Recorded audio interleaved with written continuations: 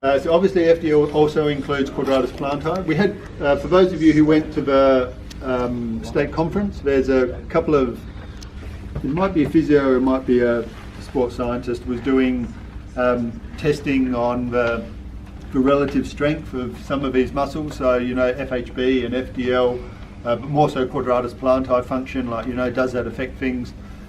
At the end of the day, it's like I was saying with flexor digitorum or flexor hallucis brevis, is that, you know, the strength that you get from flexor hallucis longus compared to flexor hallucis brevis is, you know, it's apples and oranges. It's much stronger, much bigger muscle groups.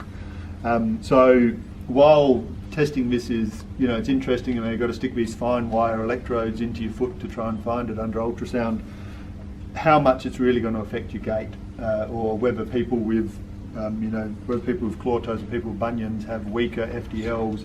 There's articles coming out about it at the moment. I've got a care factor of about half, because I don't think that it's the be all and end all. And at the end of the day, if you do find out that, you know, FDL, Quadratus Plantae, is weaker and you've got claw toes, what am I going to do about it?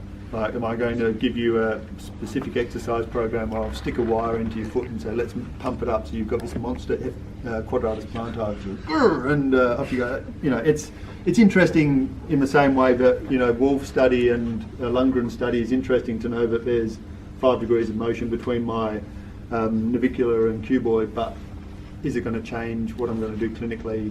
Not so much. So I think you'll watch for space in the fixate foot in neutral, stabilise our met, so again the same position for this. Pressure against the planar surface of the distal phalanges of the lesser toes, but this time, again, rather than trying to keep my toes straight, I'm telling my patient just scrunch them as much as you can, so I'm pushing them right up, and I'm saying go scrunchy scrunchies, and she's pretty good. I'm not sticking my nails in, because I should have cut them last night, so you can go this way as well, and then just ask them to scrunch their toes as much as they can. Crunch. So it's just a little, the fifth isn't working, but everything else is fine. One more time. Lazy. But other than that, again, so it's going to plantar flex the lesser toe joints and assist in plantar flexion of the ankle joint and foot inversion.